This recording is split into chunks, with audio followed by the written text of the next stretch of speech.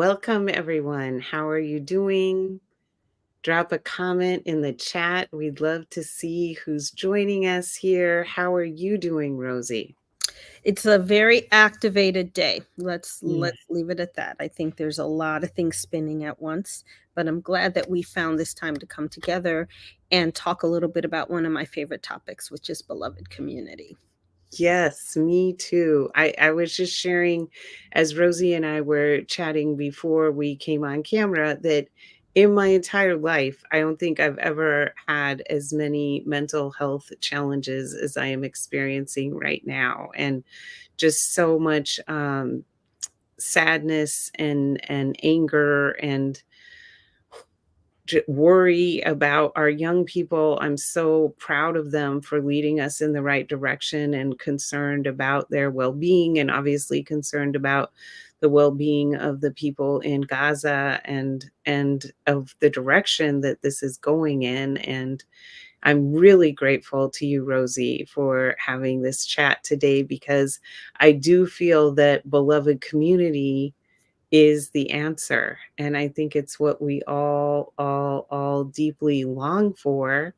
And it's something that we can actually co-create together. We don't have to wait for some, savior to swoop in and fix the day. Like, this is something you and I can do. Well, if you think back to movements, which I just did really, quickly, I just came back from the Othering and Belonging Conference in Oakland. And if you think about movements, there's like often two types of people. They're the agitators, the ones who are on the front lines. I think of the students in the 60s and whatnot, right? Who are like, saying, hell no, we won't go and everything. And then you think of people like Fannie Lou Hamer, right? Or Poinsett Clark, Septima Clark, and folks like that who were the doers, right? They were the ones creating the citizen schools. Yuri Kochiyama, they were creating the work, they were doing the building, and so I think always. Ella Baker is the primordial one, right? And so when these are my brave sis superheroes, right? And so when you think about the issues and the problems in the world and how we respond to them, they're the people who make noise and bring attention in that way. But then once the dust settles, who's actually building the world? Who's actually, creating the outcomes that or the structures that's going to pull us forward. So that's kind of what I'm really focusing on today as a parent of a Barnard senior. We're flying to New York in a week or two, in 2 weeks, and we don't know if we're flying for a fun dinner or a ceremony. We truly don't know, but we're going anyway. I applaud the youth for speaking out. And as we were saying earlier, I don't like to go to the New York Times because they're so biased, but there was an article yesterday that was saying that the youth today are not just reacting to Gaza, Israel. They're reacting to growing up with active shooter drills, to George Floyd, to economic collapse, to climate crisis, to grab them by the P word. They are reacting to all of those destructive tenets of our contemporary issue, our contemporary neoliberal world, right? And in decline. And they're calling it out. And that's a lot. But these are smart. And their righteous anger at politicians for doing nothing. Well, everyone's looking out for their own bread and butter, and politicians are well paid to take care of their own pockets and grease the palms, right? And the young people are very smart. We raised them to be much smarter than us.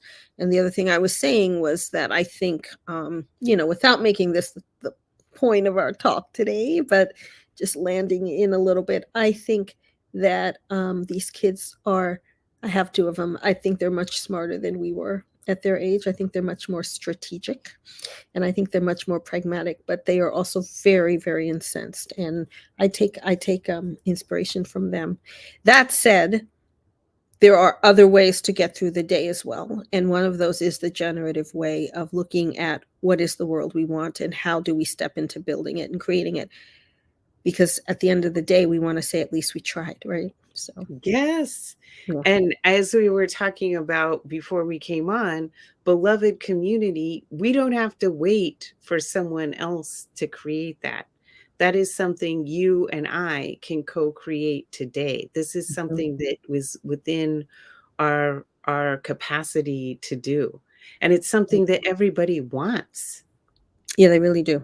I mean, it is, it is it's the human animal's craving is to find synergy, and as a way to survive. I mean, we see this in every sort of earth-based culture, right? In indigenous cultures and cultures of many places in Africa, Asia, Latin America, and also like in old-timey communities in the South, and like even old Irish communities in the good old days of New York City. People provided mutual aid, they provided support, they were in consort with each other, not conflict. So again, coming out of the Othering and Belonging Conference, we have to take it upon ourselves to push back on those prevalent narratives, and also to find what is generative and what we can build.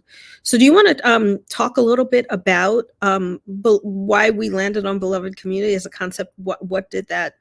What inspires that for you? And then I'll talk about it for me. Yeah, well, what inspired that for me with the Interracial Sisterhood Conference was actually you. You were the one who was talking about beloved community, and then I was like, "Oh, yeah, that's exactly what we should be talking about."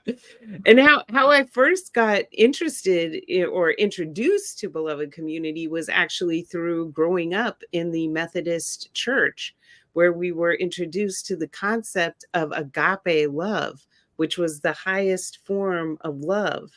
And it's a love based on wanting the best for everyone, of seeing the humanity in everyone, recognizing everyone's full humanity. And it's like this kind of collective love. And Dr. King wrote about agape love, and I love reading his words about agape love. Yeah, yeah. Um, I, as many of you know, or some of you might know, I work in a sector that is aligned with DEI. And as I said yesterday in something, you know, DEI is real. Don't listen to the haters. I don't want to get pulled down into that. But in thinking about how to be effective and impactful in the world, I'm not really interested in staying in that dichotomy of words. And so I'm like, well, what is there as a value, as a way of living, as a belief system that transcends, you know, diversity, equity, inclusion, right? Because first of all, belonging becomes really important. If you build a wonderful system with all the right people, and you've hired all the right boxes, and you've done all that, and yet you don't have a community or norms or a culture that supports everyone's well-being and thrivance, then you're doing fake performative stuff, right? And that's terrible. But similarly, I think there's a way of talking about community building and purpose that transcends DEI. So that's what landed me on beloved community. And I'll just give a quick overview of the concept, and then we can talk about, we can share with people some resources for considering it further, I guess. Excuse me, I'm sorry, I have a little something in my throat. So in 1913, so 110 years ago, a Harvard professor named Josiah Royce wrote of a place where everyone worked toward the cause of loyalty and truth. And that was the beloved community. Now, the concept is most widely associated with Dr. Martin Luther King Jr., who admired Royce, and MLK expanded upon this philosophy, adding in the imperatives of the civil rights era. King asked his followers to strive for a goal of reconciliation, saying, "The end is redemption, the end is creation of a beloved community. It is this type of spirit and this type of love that can transform opposers into friends. It is this kind of understanding and goodwill that will transform the deep gloom of the old age into the exuberant gladness of the new age. It is this love which will bring about miracles." And so then, when Martin Luther King was assassinated, his dear friend was the beloved Buddhist monk Thich Nhat Hanh. He took up the mantle, and he actually expanded beloved community to well, actually, when he found out about MLK's murder, he was devastated. And he said, "I could not eat, I could not sleep. I made a deep vow to continue building what King called the beloved community, not only for myself, but for him also. And so he really, you know, picked up the mantle of this concept. And Thich Nhat Hanh expanded the concept to extend beyond humans in our consciousness to the connection of all life and all things. And so, if, you know, for those of us who like to go into sort of new age concepts or constructs about the world and all things being alive, or Buddhist concepts, there's life in the rock, you get to understand that that energy that you feel emanating out of your heart, if you're in nature or playing with your dog or your cat or being with someone you love, that flow, that fellowship, that sistership, that flow, that sensation, that your heart and your body are vibrating with love and oneness, and time has stood still. That's what the beloved community is, according to these practitioners. And I feel those of us who are, you know, despite the odds and against all the impediments, are trying to push for that and trying to lean into that.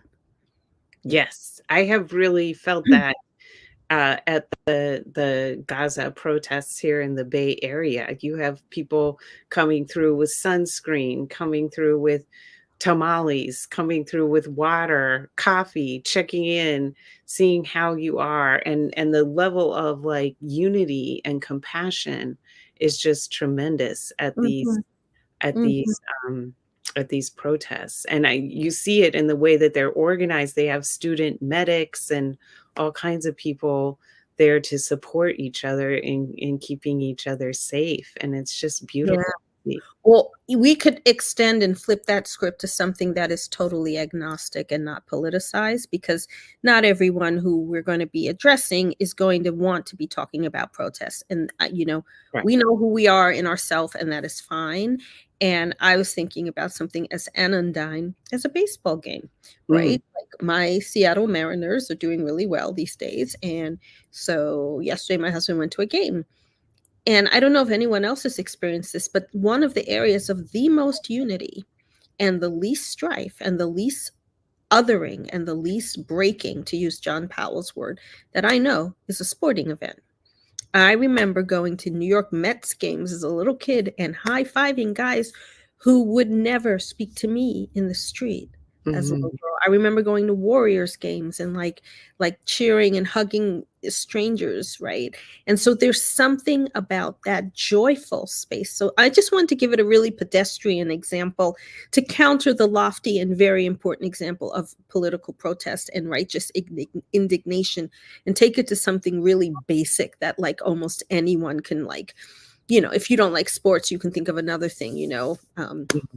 I don't know what, like a fair or something, just like whatever it is, would like you step out of thinking and centering only yourself and your needs and you, and start thinking of the collective us. And I Yeah. think that's a big piece of what we want to try to pull together in the work that we're going to be doing together in July in San Francisco. Definitely. And I love how you talked about how Dr. King saw the point of the struggle as reconciliation. It's Mhm. not to destroy the opponent, it's to change the opponent's mind and bring the opponent along to see uh, why they need to change, why this situation is unjust and the oppression must end.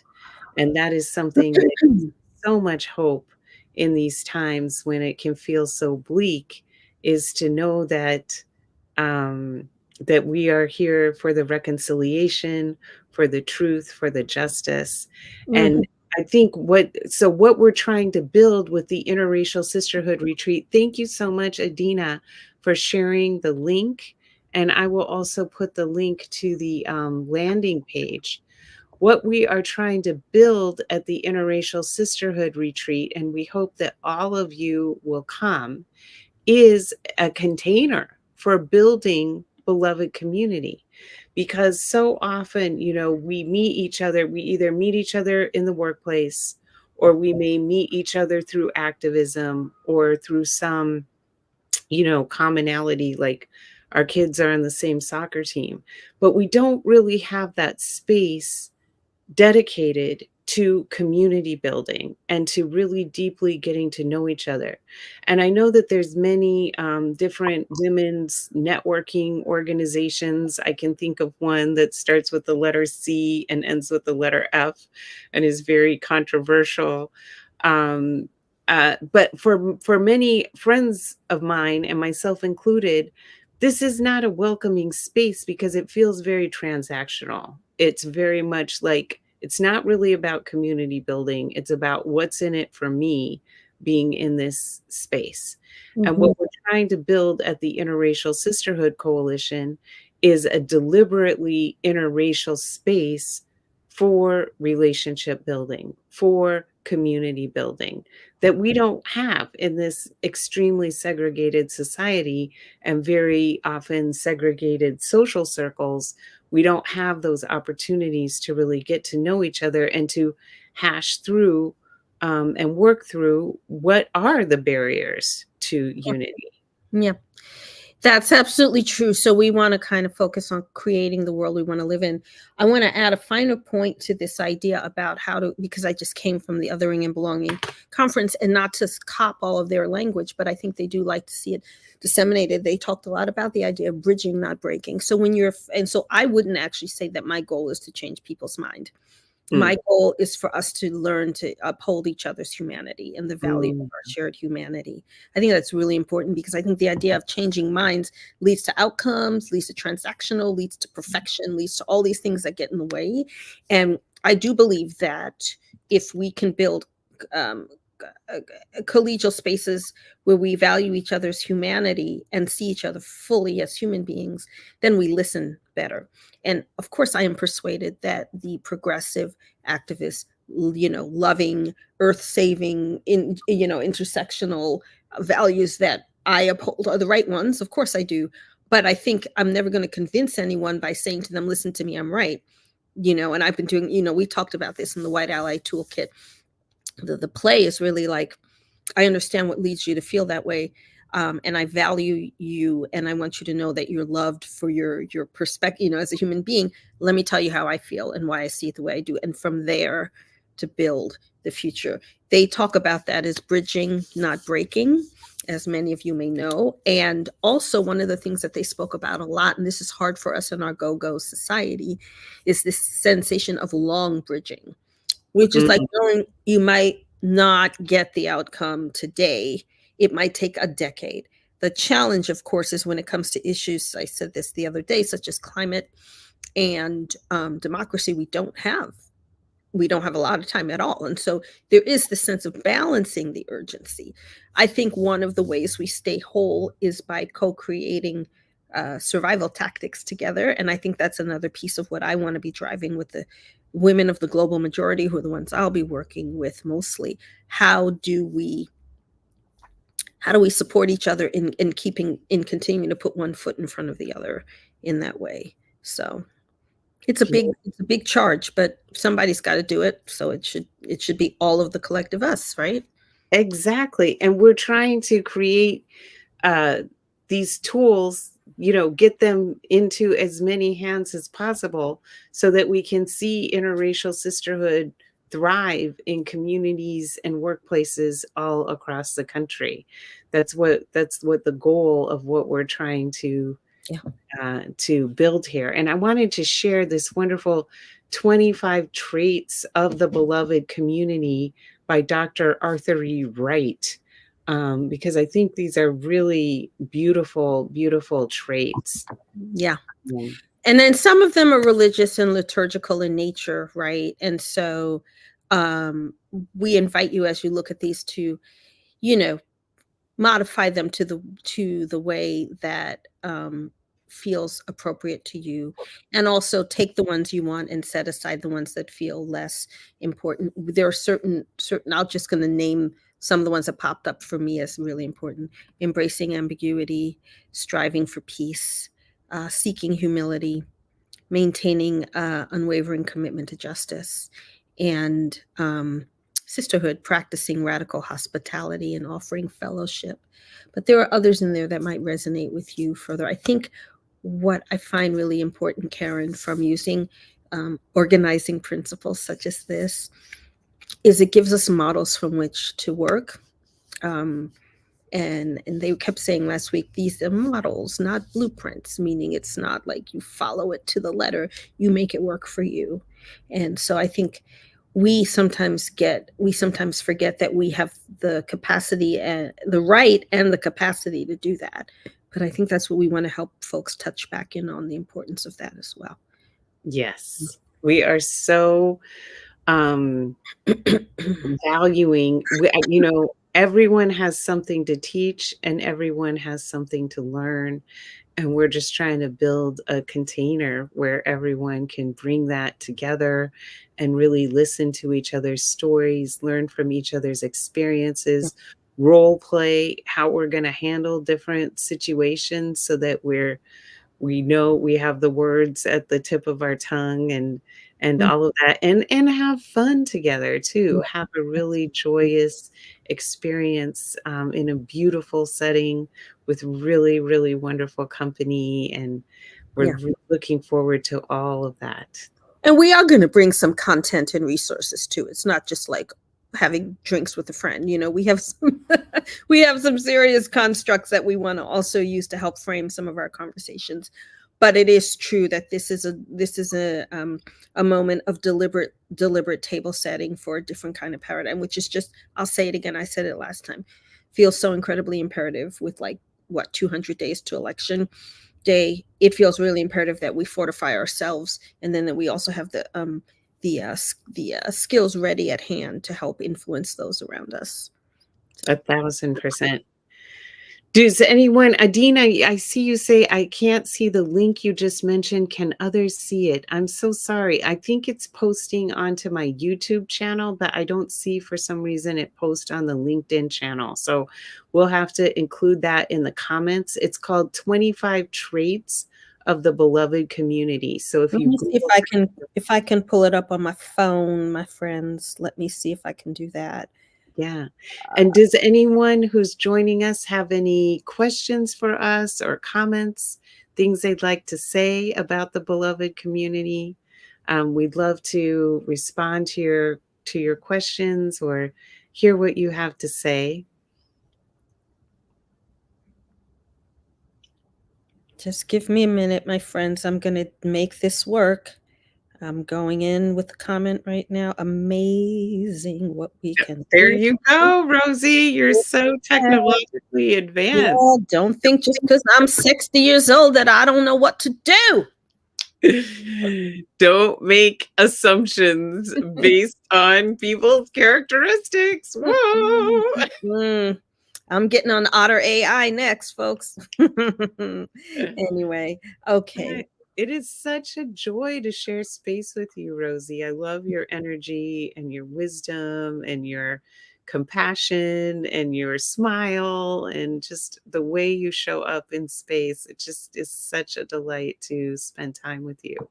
Well, I feel the same way. I know we're both dealing with houses on fire, so I'm glad we were able to carve out this time to sort of settle into higher purpose. It is actually a wellness practice to do so. So thank you for giving me that refuge in the midst of a wildly overwrought day. And I hope we've brought some of that to some of you watching either now or watching the recording, a little collective breath. And we really look forward to being together this summer. Yes. And please, please, please join us July 18th through 20th in person in San Francisco. The application is live. I believe Adina posted it to LinkedIn. I posted it to YouTube. And we would love for you to build Beloved Community with us in person. It's going to make a big difference to actually be physically present with each other. And I'm looking forward to that aspect so much. And I'm going to make the corporate pitch again, since I've been in business meetings all day. This is a great leadership development tool that you can take some of these tools and skills back to your teams, whether you manage or you manage up. So think of making if you have professional development stipend available, consider dedicating it to this, because I think the return on the corporate investment will be high, even Yes. though we are not approaching this from a corporate place. Approaching it from an individual heart space. But we know that that's the juice that makes things authentic and sustainable in workplaces in any community, really. So just want to add that. And we are happy to provide you a letter that you can share with your employer detailing how this is a great use of professional development resources. Cool. Okay, well, thank you so much, everybody, for tuning in. We like to keep it short and sweet here. We will be going live again. And if you're watching this later, put your questions in the chat, put your comments, and we will use that to guide our next conversation. Thank you so much, Adina. Thank you, Michelle, for joining us. And thank you, Rosie, for being here today. It's such a Thank you, Karen, for making the container. I really appreciate all the work you're doing to keep this little mini enterprise rolling right along. So thank you yes. very much. All right. Bye, folks. See you Bye, soon. everybody.